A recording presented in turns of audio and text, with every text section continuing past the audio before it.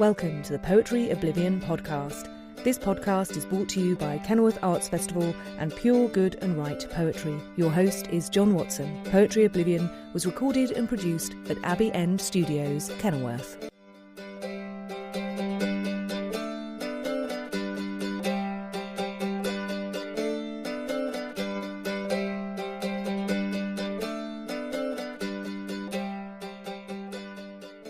Right, here we are. Welcome to our second episode of Poetic Oblivion, and welcome today to Wes Finch. Hi, John. Hi, welcome, Wes, Thanks. to the Kenilworth Centre. Thank you. Poetic Oblivion.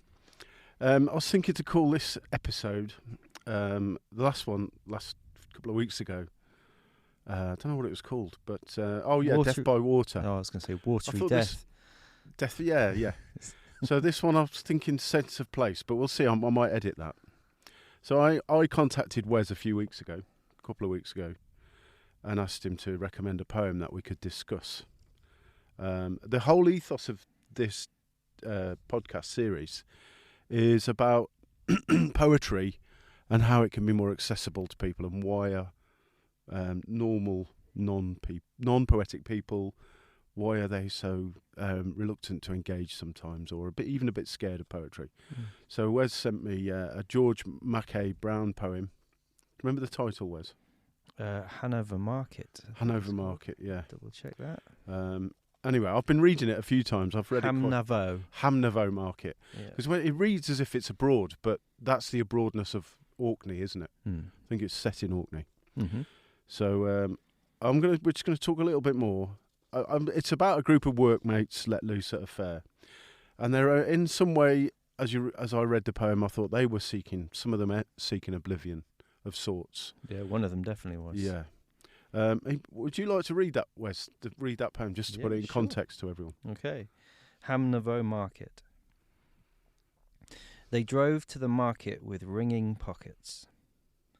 Falster found a girl who put wounds on his face and throat, small and diagonal, like red doves. Johnston stood beside the barrel. All day he stood there. He woke in a ditch, his mouth full of ashes. Grieve bought a balloon and a goldfish. He swung through the air. He fired shotguns, rolled pennies, ate sweet fog from a stick. Heddle was at the market also. I know nothing of his activities. He is, and always was, a quiet man. Garson fought 3 rounds with a Negro boxer and received 30 shillings, much applause, and an eye loaded with thunder. Where did they find Flett? They found him in a brazen circle, all flame and blood, a new salvationist. A gypsy saw in the hand of Halcrow great strolling herds, harvests, a proud woman. He wintered in the poorhouse. They drove home from the market under the stars, except for Johnston, who lay in a ditch, his mouth full of dying fires. Yeah, glorious. Yeah, I love that. I've read it a few times lately over the last week. I've been working away, so I've been reading a lot in the evening. I love it. And at first, it felt with the names, Scandinavia. I thought, well, what are they doing in Scandinavia? They are quite odd names, aren't they? Yeah, a lot of them. And then Hamnavo could be Norway or. But then I know it's a place I really want to get. Have you been to Orkney? I haven't, no. Shetland or any of those? I haven't got that far. No. I'm desperate to get up there. Mm. I used to have a friend. When we had a party, I used to get oysters delivered. It sounds really decadent, but they were reasonable priced. Mm-hmm. Oysters delivered from a guy who lived in Unst, which is the northernmost island of the Shetland. What a name. And his company was called Unst Oysters. And every time I phoned him, he'd be in the sea on his tractor. Brilliant. So wherever I was, boring, mundane, away from the sea, I always had this fix. And then the oysters had arrived. It's beautiful. Nice. So thanks for reading that, Wes. Right, I'm going to ask you a question here. relaxed. They're not too invasive. Whereas this poem, the George Mackay Brown poem, really reminds me of a couple of your songs. Jackie Stone and the one about the ring on the riverbed. What's that one called? It's called Ring on the Riverbed. Yeah. I was going to ask you, and this is a bit little, are you drawn towards the darker, maybe kamikaze side of the male psyche? That's quite it's a bit of a personal question, actually. Yes. Next question. You are? No, I think I definitely have been in the past in a lot of my writing. That's songs wise, but you know how did you phrase it then? The dark. Are you drawn towards the darker, maybe kamikaze side of the male psyche? Kamikaze may not be the right word, Ross. Yeah, I know what you mean though. I think there's a lot of that in kind of Western Wild West stuff and things like Cormac McCarthy that I've read a lot of, set in the West. I think so. Yeah. Kamikaze is the wrong word because kamikaze implies that you're seeking this oblivion for some greater cause. Yeah. Whereas the ones you allude to are just men seeking oblivion. Yeah. What drives a man and what happens to him when he's got money in his pockets and he goes to the fair? That's why I like the way this. I mean, it's a group of blokes going to a fair, but basically it's also like how different people get on in life, how they react. Yeah. Well, it brings the fair to life, doesn't it? Because the fair, we could talk about the fair and what was there. Yeah. But we experience it through each one of those individuals. Yeah. The options, the what was it? The clouds on a stick. That's one of my favourite lines. Yeah.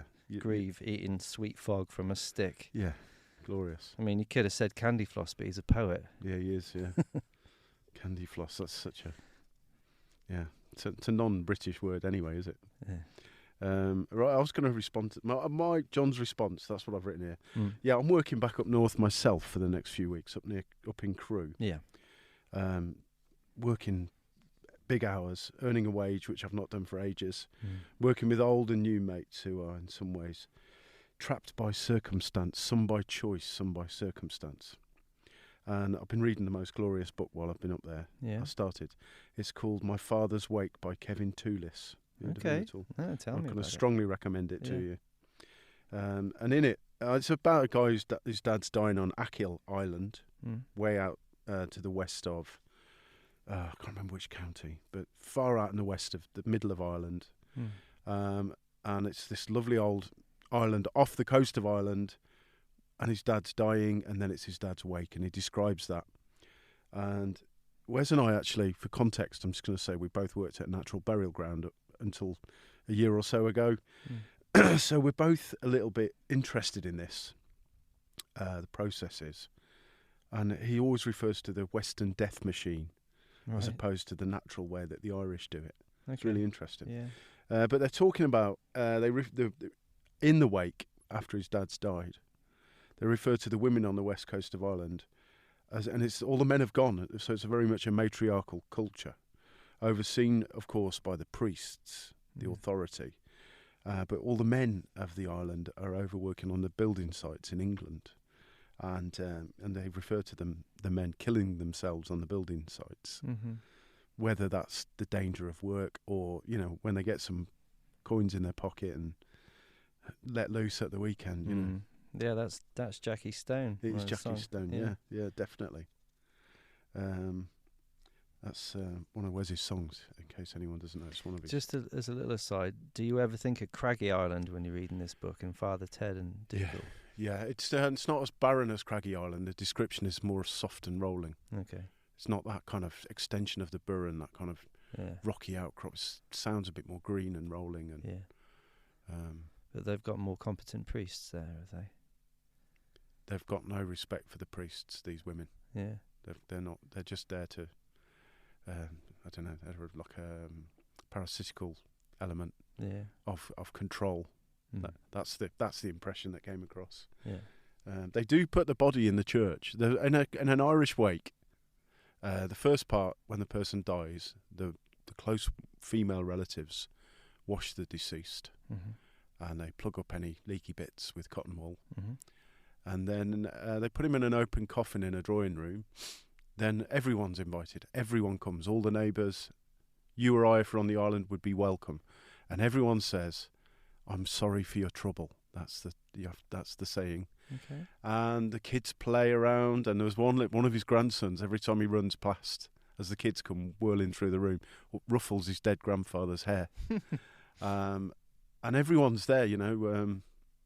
He keeps referring in it to Hector's body in the Trojan Wars, and how Achilles despoiled the body. Right.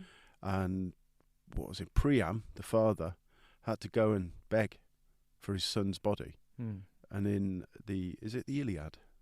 The Iliad, isn't it? Don't know. Well, it's the Iliad. I'm pretty sure it's the Iliad. He has to go and beg the Greeks for his son's body, so he can have a 8-day wake, and it's a big part of the book, apparently. Okay. So there's lots of references to the wakes of Troy and the fall of Troy. I think it's up your street. I'm not sure. Is this some kind of algorithm throwing up books about death, funerals, caskets for you? Oblivion. Yeah. Yeah, I'm all right, you know. I'm all right. I'm all right. I'm not going anywhere as far as I know. You ready for another question, Wes? Sure. Okay. Your songs that are poems work really well. Okay. Have you ever tried any of these with Mackay Brown? Also, 2-part question. Yeah. Mackay Brown is heavily about his island home on the Orkneys. Are you settled enough yourself around the Midlands here? Could you ever write about this area with that kind of fervour? Good question. For the first part of that question, I did once sit down to try and, because I love this Hamnavo Market piece so much, to try and write a tune for it, to put it in, to include it with the other songs, with this band I do called The Mechanicals, which is setting poems to music.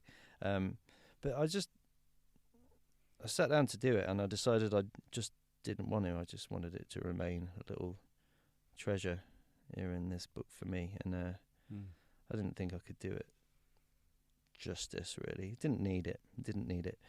There's also one in this book, because I got it out of this book called 12 Modern Scottish Poets, edited by Charles King, and there's one just before it called Old Fisherman with Guitar, which is a possible candidate for a song.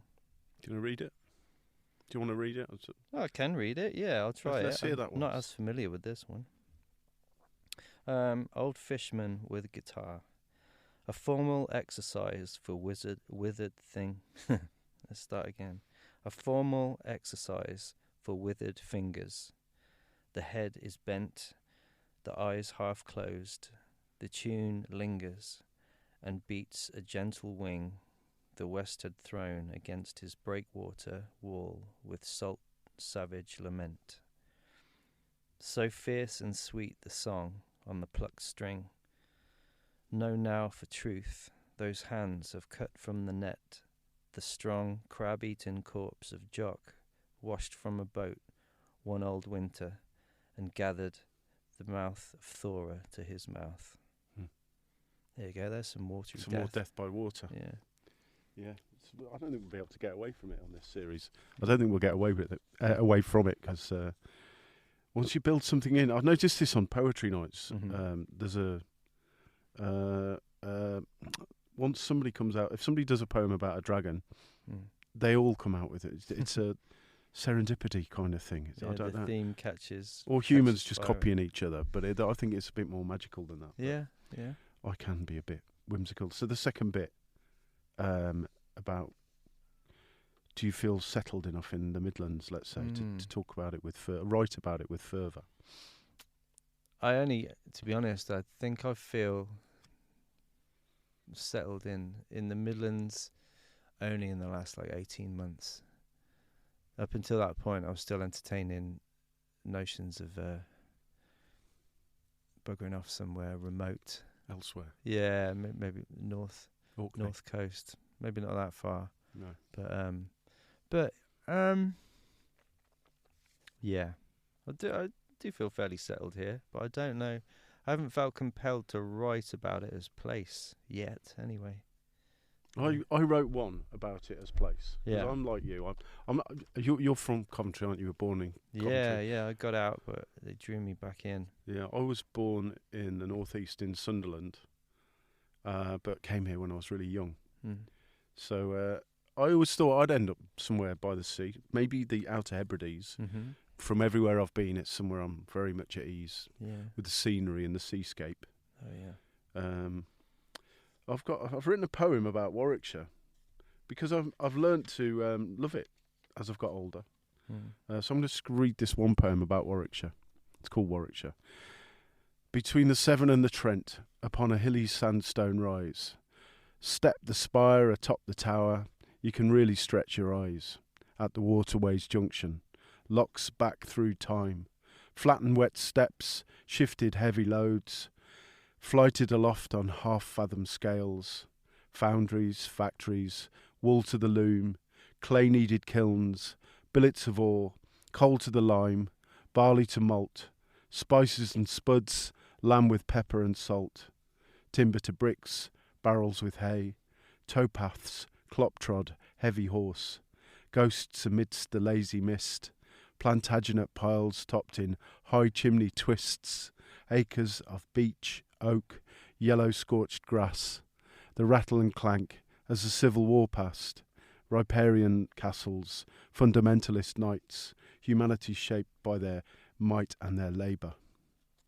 That's me feeling inspired to write about the Midlands. And that was during the time we were after sort of lockdown. Wes and I worked nearby at a burial ground, and it's a liminal piece of land actually, where we were working between the headwaters of the Avon and and right next to the headwaters of the Cuttlebrook, which becomes the Blythe, which heads out east and then ends up going out under the Humber Bridge.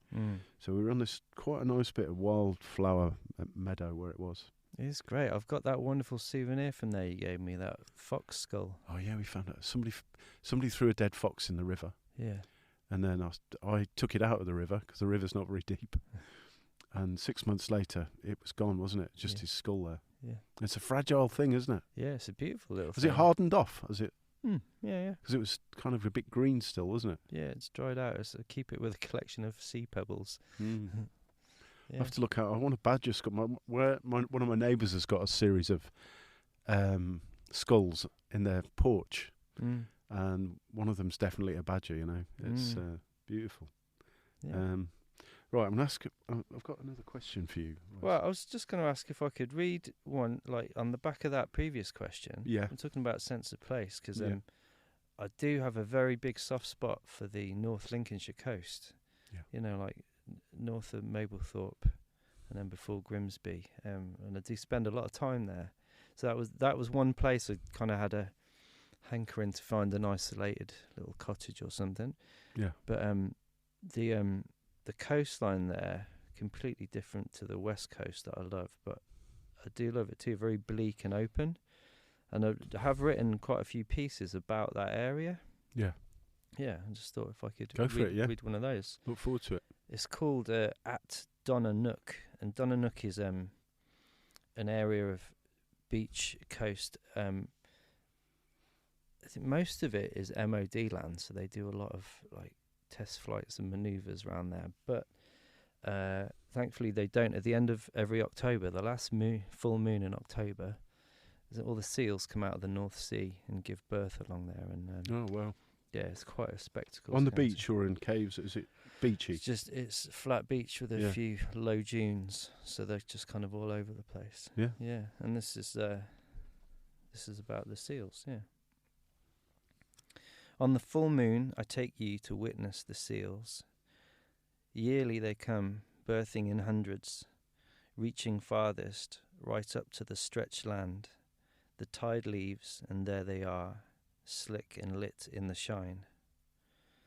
There is rum in our flask of hot chocolate. There is agony and herald in the cow's cries. We know it as soon as we leave the car. It carries in the wind half a mile over land. Crept closer, we hear their bodies move.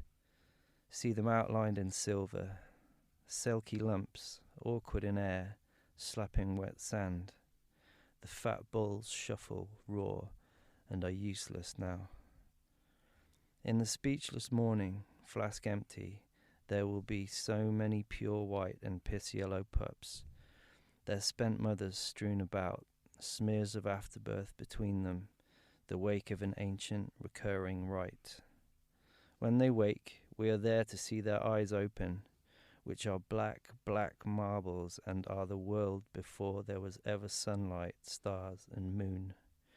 Deepest, darkest, silent secrets come up from the sea again. Oh, I love that. That is really lovely. Thanks. Evokes memories of being near seals in the water with a seal. Yeah. We go to a little village in Cornwall called Cadgwith, and you can swim from one beach round a little headland to another. It's a bit of a rite for us. Nice. And we swam once, me and Kim, my wife, with our youngest son, Elias, and he was ahead of us. And he was only about 11. And Kim was ahead of me as well. And I noticed a big, like, male seal. His black head popped up near us. And when we got on the beach, I said to Kim, "Did you see that big seal?"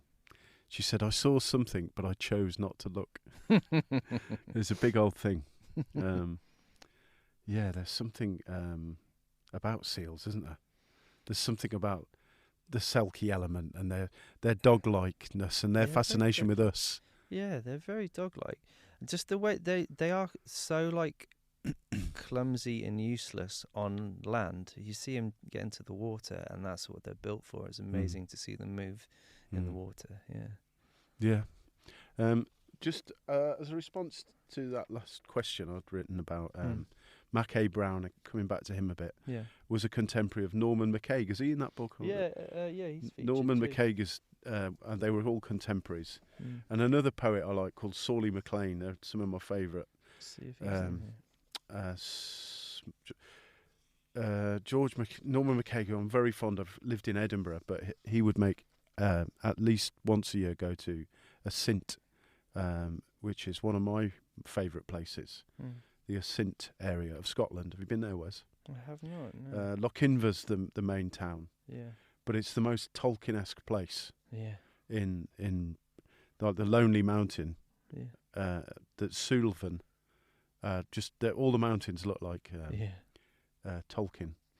I was going to ask you a while ago. Do you remember we were talking about Tolkien, and we were both talking about Tom Bombadil. Do you remember when we were talking about that and about how he gave context and weight to the Lord of the Rings, and they removed him from the films. And Wes and I didn't know each other that well, but we both felt strongly that the films were diminished by his absence. Definitely. And he's only flickeringly in the book. But he's offered the ring. He's offered all the power and the ring. Interested. He's not bothered. He ain't interested in the ring. He'd probably lose it. Yeah. Right. I've got another question about one of your other songs. I now keep coming back to your songs because I've not really heard your poems before, only bits. But you're a poetic lyricist. So I'll keep coming back to your songs. In your song, The Southern Cross, you sing of New Zealand, I believe, where, of course, they filmed Lord of the Rings. What drew you all that way? And were you trying to find yourself? Yeah, I've been trying to find myself for a long time. That's one of the things I did. I think for me it was either going to be Canada, North America, or New Zealand. Just kind of yearning for those big dramatic landscapes. How long were you there? How long did you stay? Best part of a year. Oh, wow. So I went with a company that helped you sort out a work visa.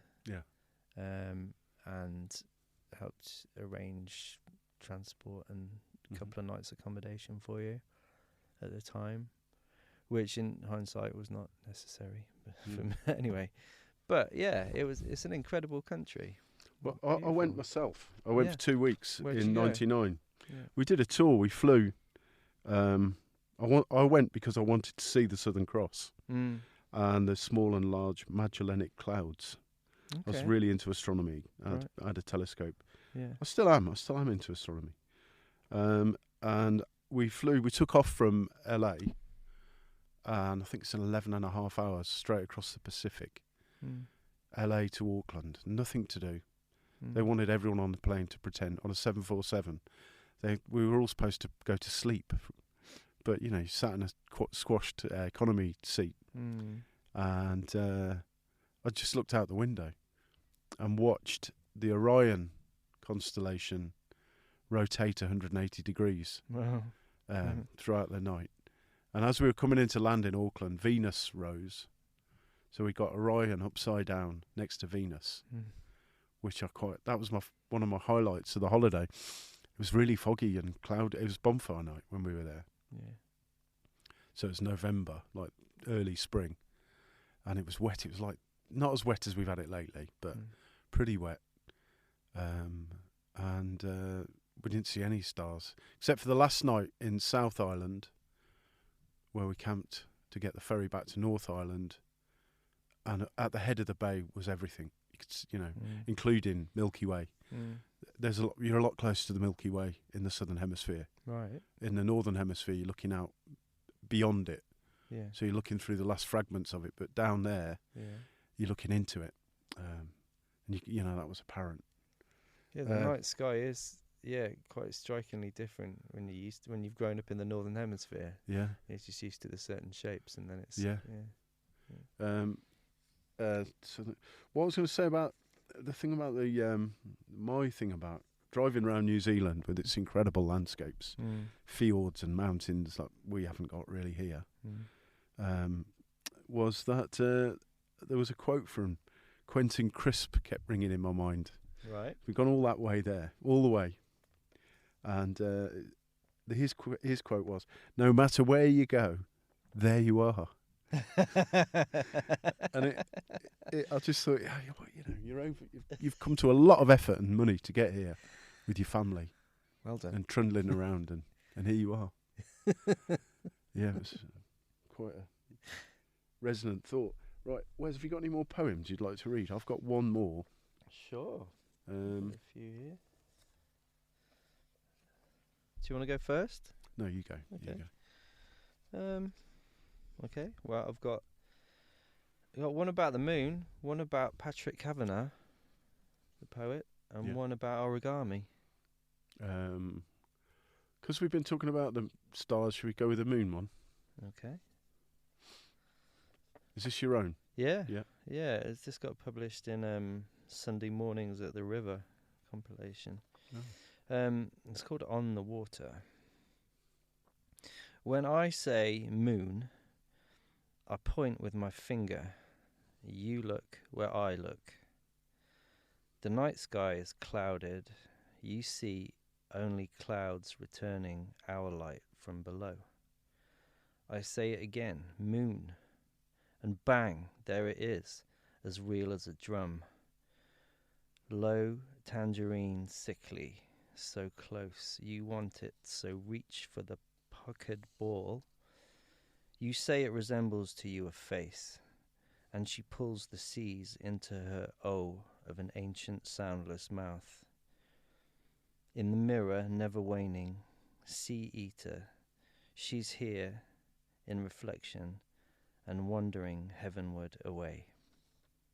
The moon, beautiful. Love a moon. Yeah. Yeah, it places you, doesn't it? I look at the phases a lot, and it gives me a cycloid sequence of knowing where I am and who I am, and then before you know it, it's always full again. I was working with some flat earthers. Oh yeah. A year or so. Before COVID it was. Just before COVID. Okay. 2 lads. They were exposed as flat earthers by one of their friends who was taking the mickey out of them. Yeah. And when he'd gone, he's sort of a bit of a bully, that guy. I said, "Oh, do you actually believe this, do you?" And they said, yeah, we both believe it. Oh, bless. And I said, well, and asked them, and they'd got reasonable answers for some of the questions, you know. I said, what about the moon? Do you think that's flat? Because when I look at it, it looks quite circular from here. And they both went, yeah, it's flat. And then one of them, I just noticed the skin on his fist tighten a little bit. And I backed off the asking. It was just, at first I thought they were playing. And I've always been intrigued by flat earthers, that it's just a really good way of having an interesting argument if you want to be stubborn. Yeah, if it, like in like the spirit of anarchy, if you just deliberately take the other stance and just argue something as ridiculous as that. But it is kind of worrying when they genuinely believe the amount of conspiracy that must have gone on. Oh yeah, to definitely it is. I just thought to explore this with them, you know. Yeah. Didn't get into the phases of the moon, which kind of clearly show an arc on the shadow to show the spherical nature of the celestial object. But I always think this: if you were talking to a flat earther, and it's like, all right, even if it was, what actually does it matter whether it's round or flat? Tell me what difference it makes. It makes a difference if you're a group of humans who want to plan to land on it and orbit it and then land on it. That's the only time it's made a difference to my species, I suppose. So you go out, and if you want to leave it and you want to come back to the Earth. Yeah. All right. Okay. Which I accept they did. Yeah. All based on the theory that it was a spherical object moving. That they flew round. Yeah. Yes. Yeah. Okay. Well, and that's another conspiracy. It even holds water with some people. That my grandmother, for example, she wouldn't accept. She just laughed it off that it was a hoax, the moon shot. The moon landing, yeah. And I know of young people who don't believe in it. 100,000 people that were involved in the project would probably, one of them might have squeaked about it by now. But anyway, it's a thoroughly dangerous and bold thing that humanity did. They're not sure why they did it. We're not sure why we did. We only do things because we can do it, don't we? Again, going back to my question, we did go on the moon or we didn't. What difference does it make to me and you on a Friday afternoon? Well, nothing matters at all, really, does it? You know, since I last saw you, you could have been standing in a cupboard for all I'm concerned. I was for some of it. We only like things that bear relevance to ourselves, especially. That's the sort of selfish, ape-like creature we humans are, isn't it? Yeah, I'd like to know some kind of psychological explanation, though, behind the being drawn to those kind of theories.